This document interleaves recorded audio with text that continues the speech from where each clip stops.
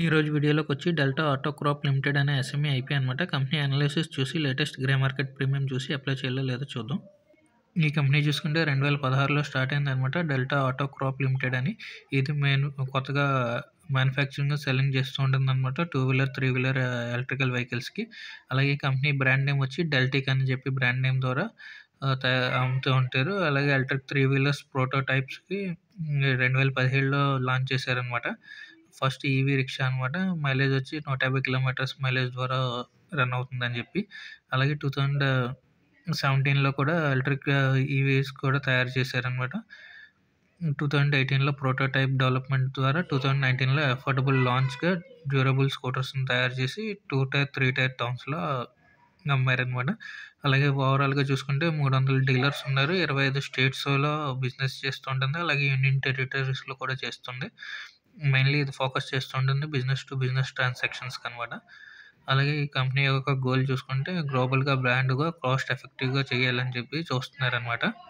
అలాగే ఈ కంపెనీ యొక్క ప్రొడక్ట్స్ చూసుకుంటే ఎలక్ట్రిక్ 2 వీలర్స్‌లో డెల్టిక్ అని, డ్రిక్స్ అని, డెల్టిక్ ట్రెంటో అని చెప్పి బ్రాండ్ నేమ్స్ ద్వారా సేల్ చేస్తుంటారు వేరియంట్స్.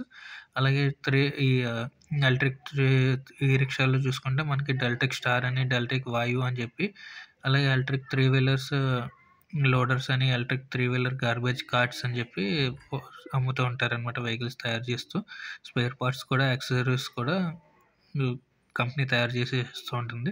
అలాగే కంపెనీకి ఒక రీసెర్చ్ అండ్ డెవలప్మెంట్ యూనిట్ వచ్చి మనకి ఉత్తరప్రదేశ్‌లో ఉంది. ఇన్ హౌస్‌తో ప్రొడక్ట్స్ తయారు చేస్తూ ఉండడం వల్ల దీనికి ఒక ప్లస్ పాయింట్ అనమాట.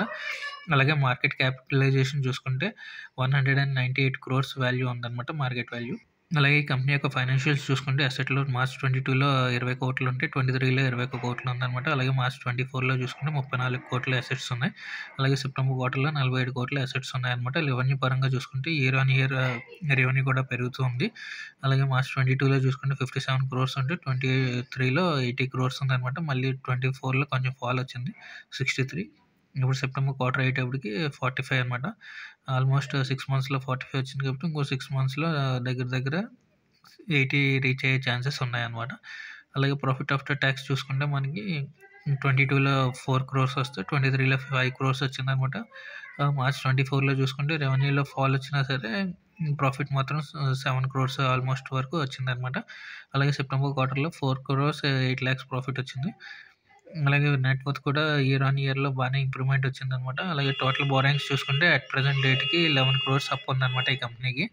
అలాగే కీ పెర్ఫార్మెన్స్ ఇండికేటర్స్ చూసుకుంటే ఆర్ఓఈ చూసుకుంటే 56% ఉంది. ఆర్ఓసీఈ చూసుకుంటే 49% ఉందనమాట.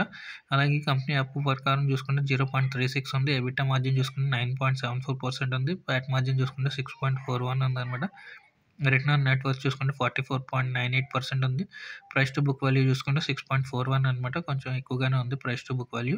అలాగే ఈ కంపెనీ యొక్క కాంపిటీటర్స్ చూసుకుంటే వార్డ్ విజార్డ్ అని ఇన్నోవేషన్స్ అండ్ మొబిలిటీ లిమిటెడ్ అనే కంపెనీ ఉందన్నమాట.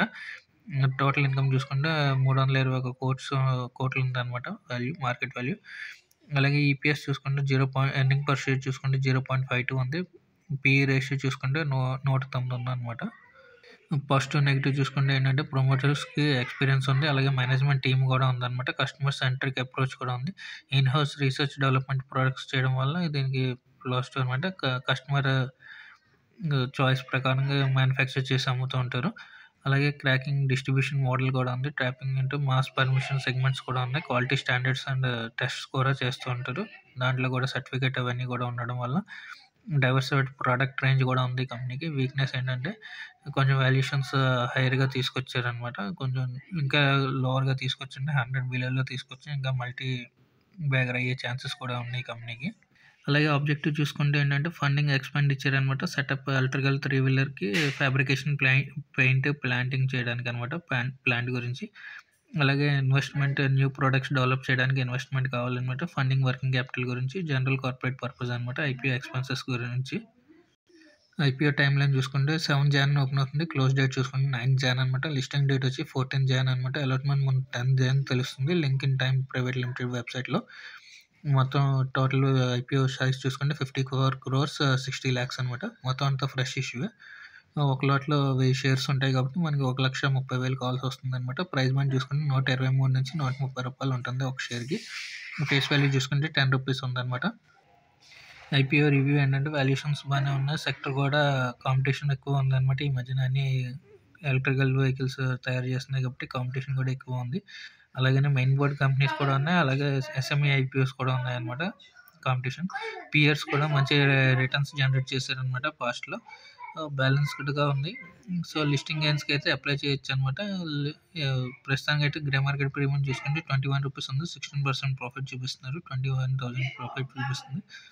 సో మేబీ ఇంకా ఐపీఓ ఓపెన్ అయ్యేటప్పటికి ఇంకా యాంకర్ లిస్ట్ ఇవన్నీ చూసుకొని దాన్ని బట్టి లిస్టింగ్ గెయిన్స్లో ఇంకా పెరిగే ఛాన్సెస్ ఉన్నాయన్నమాట.